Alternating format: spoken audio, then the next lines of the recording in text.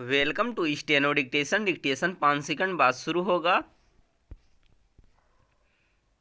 Start. 3 नए आपराधिक कानूनों का पूर्ण अनुपालन करने वाले चंडीगढ़ में आयोजित एक कार्यक्रम में प्रधानमंत्री मोदी ने इन कानूनों के माध्यम से त्वरित न्याय हासिल होने की जो उम्मीद जताई वह पूरी होनी ही चाहिए। इससे ही इन तीनों कानूनों भारतीय न्याय संहिता, भारतीय नागरिक सुरक्षा संहिता और भारतीय साक्ष्य अधिनियम की सार्थकता सिद्ध होगी।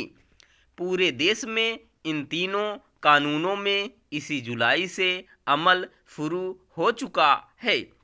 चंडीगढ़ उनका अनुपालन करने में सबसे आगे रहा।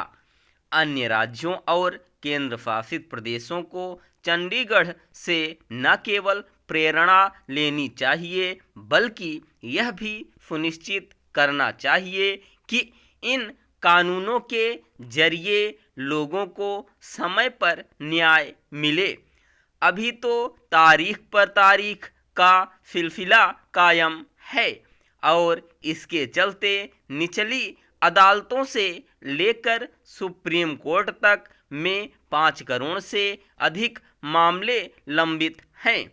यदि तीनों आपराधिक कानूनों को अमल में लाकर त्वरित न्याय के सपने को साकार किया जा सके तो यह विश्व का सबसे बड़ा सुधार तो होगा ही।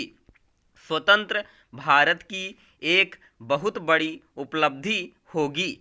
इसकी अनदेखी नहीं की जानी चाहिए कि पुराने आपराधिक कानून अंग्रेजों ने बनाए थे और उनका निर्माण भारत को गुलाम बनाए रखने के इरादे से किया गया था।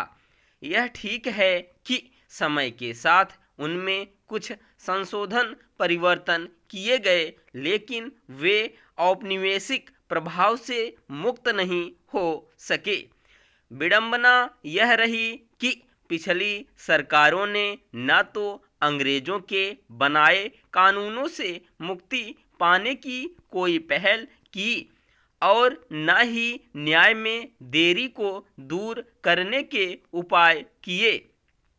न्याय में देरी केवल लोगों को हताशा निराशा ही नहीं करती बल्कि किसी न किसी स्तर पर देश के विकास की गति को भी बाधित करती है। इसके अतिरिक्त देश की छवि को भी खराब करने का काम करती है। जब समय पर न्याय नहीं मिलता तो कानून एवं व्यवस्था का आदर न करने और उसके उल्लंघन के आदि लोगों का दुस्साहस बढ़ता है। तीनों आपराधिक कानूनों पर अमल से एक ओर जहां 60 दिनों के अंदर आरोप तय किए जाएंगे, वहीं दूसरी ओर सुनवाई पूरी होने के 45 दिन के अंदर फैसला सुनाना आवश्यक होगा।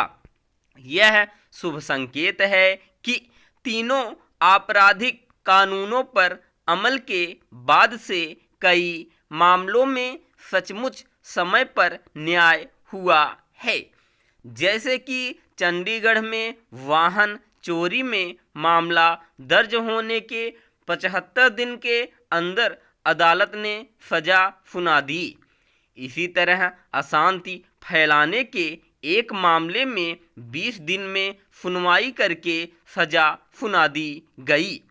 दिल्ली में भी एक मामले में FIR दर्ज होने के 60 दिन के अंदर फैसला आ गया।